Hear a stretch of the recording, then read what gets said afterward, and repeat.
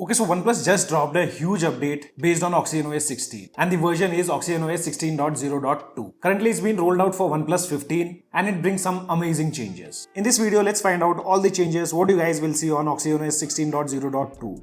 So here we have OnePlus 15. I've already updated the device to the latest build. If I go to about section, here you can see the current version is 16.0.2 and OnePlus 15 becomes the first device to receive December security patch. You can see 1st December 2025 security patch have been added now. And the build is 16.0.2.401. If you guys haven't received the OT update, you can go to the about section, software update, tap on these three dots and select beta program.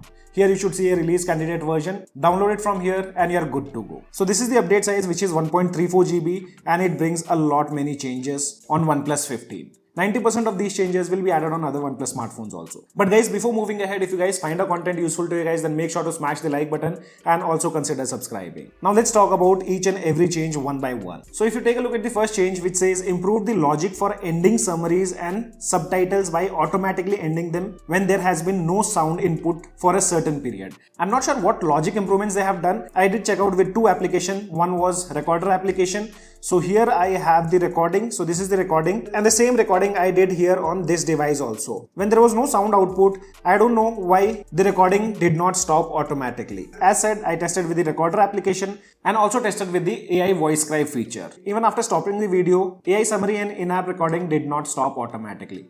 I'm exactly not sure what changes they have done, but if you guys are aware and if you find any change, do let me know in the comment section below. After that, if you talk about the next change under delight and details, which says after resizing an app icon and adding commonly used shortcut icons, you can now drag and drop these shortcut icons to rearrange them. So it's not working with third-party applications. I did test out with the Telegram application. So let me give you an example here. I'll move the Telegram application here.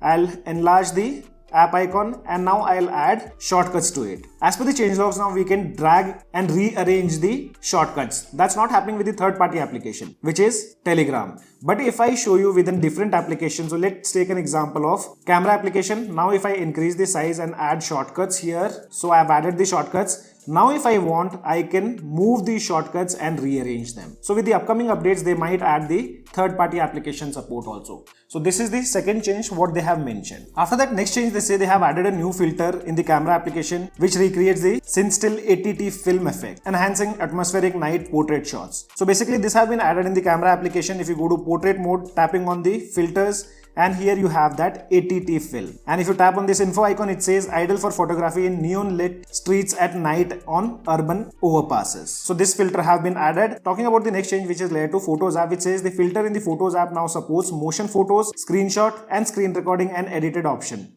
But this thing was already there in the previous build. So here I have Photos application. If I open the Photos application on this device also, and if I tap on the filter icon, you can see we have similar options, which already included motion photos, screenshot and screen recording and the edited option. So this was already there, but still they have mentioned in the changelogs. One change which they haven't mentioned in the changelogs, and that's led to this change in the design of icons whenever you long press on the home screen. So here you can see the design of widget icon, wallpaper and styles, layout and slide changes can also be seen in home screen settings. So a minor change, but I thought to mention it. And this one feature they have added which will be really useful, which says added a bypass charging feature when gaming, live streaming, watching videos, navigating or in other high load situations. You can now connect to the charger. For bypass charging, this feature lets you simultaneously use and charge your device without harming the battery while also reducing overheat.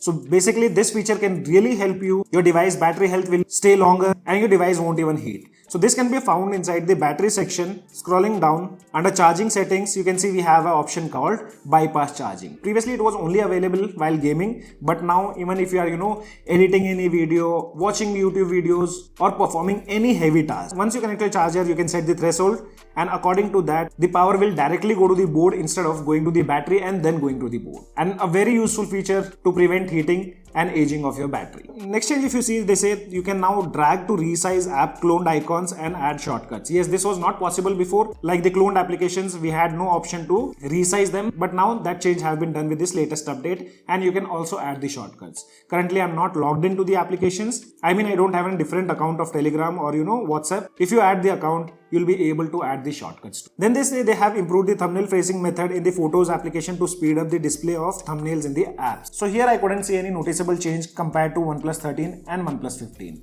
But they would have done some optimizations to speed up the loading of photos in the gallery application.